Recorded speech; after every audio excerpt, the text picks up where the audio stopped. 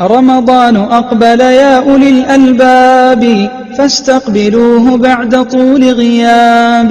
عام مضى من عمرنا في غفلة فتنبهوا فالعمر ضل سحاب.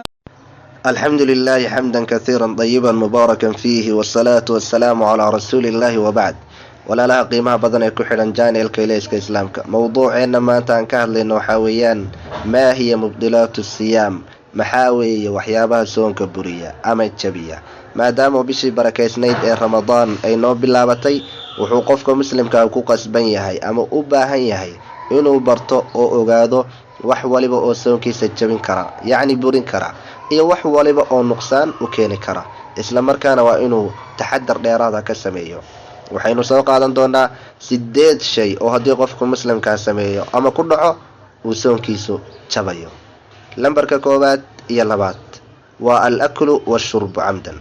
qofku inuu wax cuno ama wax abo u kas yani ugu talagalo isagoo garanaya inuu sooman yahay inay soonahayd ayuu wax cunay ama wax abay, qofka waxa jabaya soonkiisii. waxa marka meesha ka baxaya qofkii isagoo hilmaansan wax cuna ama wax abba, qofkaasi soonkiisa waa u dhameystiri wax dhibahana uma imaanin sida uu nabiga yiri sallallahu alayhi wa sallam man nasiya wa huwa saa'im fa akala aw shariba falyutimma sawmahu fa inma ad'amahu Allah wa saqaah. yani qofkii isagoo sooman ishilmaama ee wax cuna ama wax abba هذا ما يسترسون كيسة. إلهي وحاويان إلهي سبحانه وتعالى أيا عنتا يعبتان سيئ. لمبركة صدحات يا أفراد وحوقاسو يهي دمركة والحيض والنفاس. قبل مسلمات دهيد أيدي وصومان إنو كو إمادو ديجي عادة أما أيدي وصومان إنو كو إمادو ديجي نفاسك يعني ديجي دالمضى وحاجبايا سون كادي إسلام مركابة حتى هدي البرقسيو ay ka dhiman yihiin dhacitaanka qorraxda. lambarka shanaad waa aridda. ilaahay baan ka magan galay gaalnimo, qofku inuu gaaloobo. muslim buu ahaa wuu soomanaa laakiin soonkii dhaxdiisii ayuu gaaloobay oo diinta ka baxay isla markaaba waxaa jabaya soonkiisii.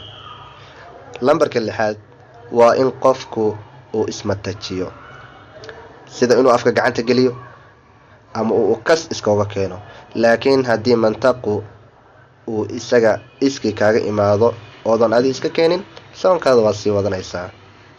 arinta toddobaad waa galmada, yani ninka iyo xaaskiisa ayakii oo sooman oo maalinimo ay tahay inay galmo ama isku tagaan oo kulmaan waxaa jabaya soonkoodii. culimadu laba qowl ay arrinkan ka leeyihiin. qaar waxay leeyihiin ninka oo kali ah ayuu soonku ka jabayaa, qaar waxay leeyihiin hadii may ay islaantu raali ku ahayd ayadana soonkeedu waa u jabayaa. balse waa muhiimadu waxay tahay in taxadar labadooduba ay sameeyaan oo dadka xaasaska ah ay bisha soon maalinimadeeda taxadar dheeraad sameeyaan. waayo waxa ka dhalanaya dhibka culus. ninka muslimka waxa waajib ku noqonay hadii uu ku dhaco islaantiisa inuu ama adoon xoreeyo ama 2 bilood oo xidhiidh ah soomo ama uu 60 miskiin quudiyo. arinta sideedaad waa in qofka uu istikhyaarkiisa ama awoodiisa uu biyo iskaga keeno. rag iyo dumar midku dooniba ha noqdo, qaabku dooniba ha iskaga keeno. 8 shay waa in qof waliba oo muslim ah uu ka taxadaraa. usii gudbi walaalahaada kale khayrka jecel oo walaalkina Axmed Anas Bashiir. wassalaamu calaykum waraxmatullaahi wabarakaatuh. رمضان أقبل يا أولي الألباب فاستقبلوه بعد طول غياب. عام مضى من عمرنا في غفلة فتنبهوا فالعمر ضل سحاب. وتهيئوا لتصبر ومشقة فأجور من صبروا بغير حساب. الله يجزي الصائمين لأنهم من أجله سخروا بكل صعاب. لا يدخل الريان إلا صائم أكرم بباب الصوم في الأبواب.